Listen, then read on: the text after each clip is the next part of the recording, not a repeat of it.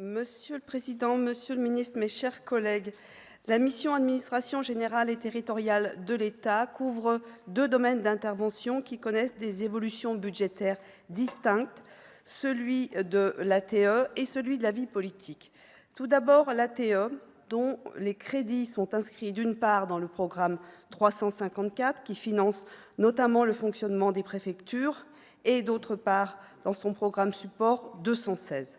Tous deux rassemblent plus de 94% des crédits de la mission, soit 4,7 milliards d'euros en autorisations d'engagement et 4,8 en crédits de paiement pour 2026.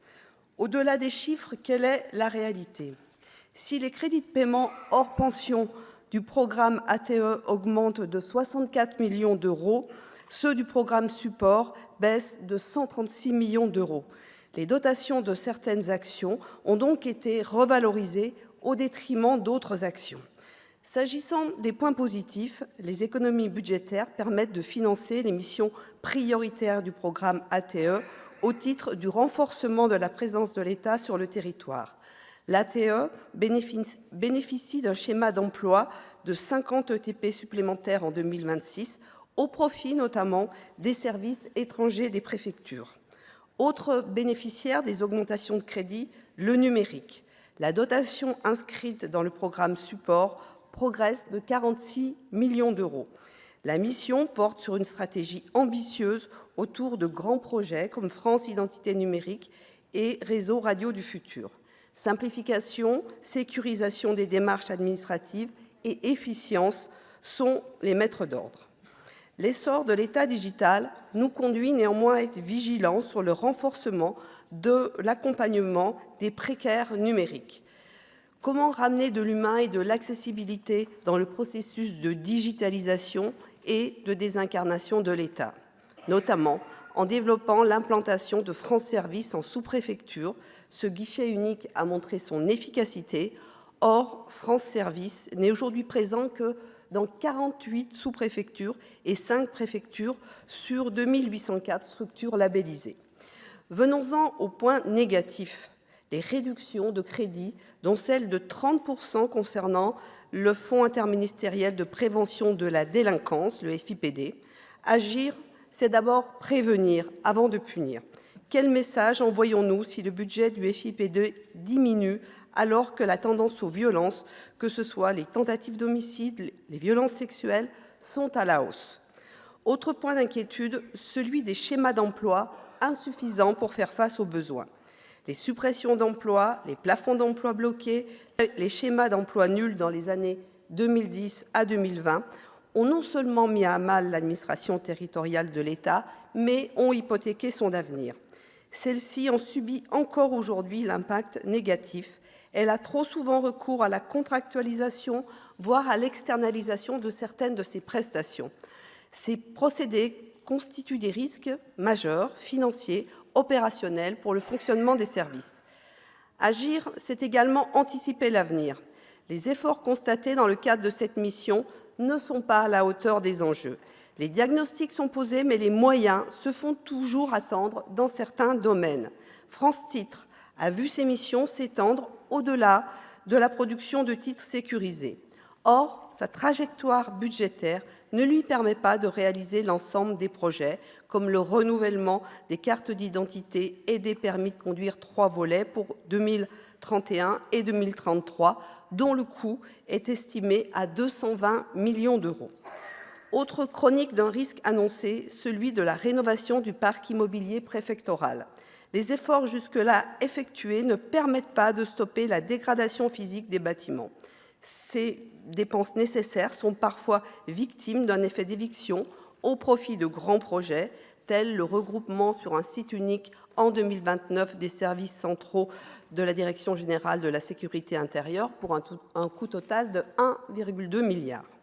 Enfin, s'agissant de l'autre périmètre d'intervention de la mission, le programme 232, Vie publique, celui-ci regroupe les crédits destinés à l'aide publique aux partis politiques, à l'organisation des élections et au fonctionnement de la Commission nationale des comptes de campagne des financements politiques.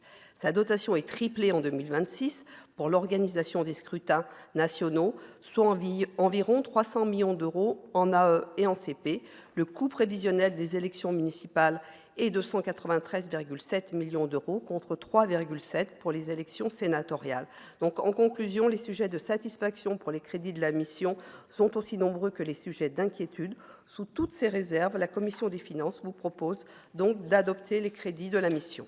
Monsieur le ministre, mesdames les rapporteurs, chers collègues, nous examinons donc les crédits de la mission Administration générale et territoriale de l'État, une mission qui traite à la fois du fonctionnement de notre démocratie et de la présence de l'État dans les territoires. Elle rassemble en effet 3 programmes portant respectivement sur le financement de l'administration territoriale, la vie politique, ainsi que le pilotage et le support des politiques du ministère de l'Intérieur.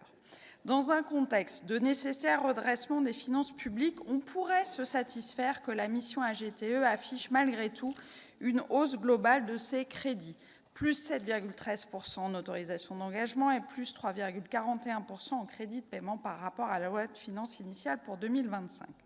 Pourtant, cette progression est surtout conjoncturelle, car le programme Vie politique, dont les crédits évoluent en fonction du calendrier électoral, absorbe en fait 60% de la hausse de la mission en raison des élections municipales et sénatoriales à venir. Si on neutralise ce programme Vie politique, les moyens du reste de la mission AGTE en réalité diminuent de 0,7%, soit 72 millions d'euros en moins.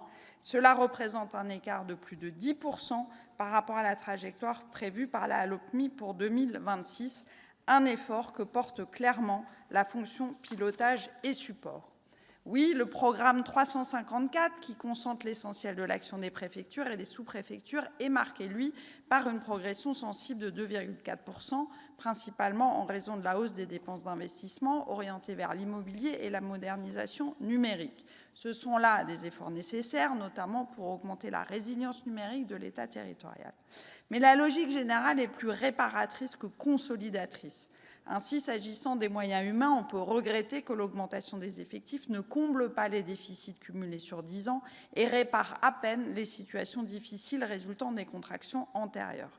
50 créations de TP sont annoncées en 2026, c'est mieux que le schéma d'emploi de 2025, mais c'est très insuffisant quand on sait que ces renforts doivent surtout accompagner, d'une part, cela a été dit, l'entrée en vigueur en janvier 2026 de la nouvelle condition de maîtrise du français pour les cartes de séjour pluriannuelles, nouvelle condition qui, faute d'un accompagnement efficient, va mécaniquement augmenter les renouvellements temporaires qui seront à traiter.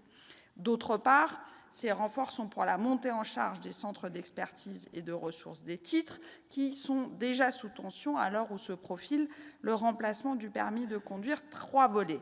L'agence France Titres, on l'a dit, sera, à n'en pas douter, rapidement confrontée à un problème de soutenabilité alors que ses missions augmentent. Les rapporteurs spéciaux et pour avis le disent clairement, la contractualisation et l'externalisation fragilisent la santé financière et opérationnelle de ces services.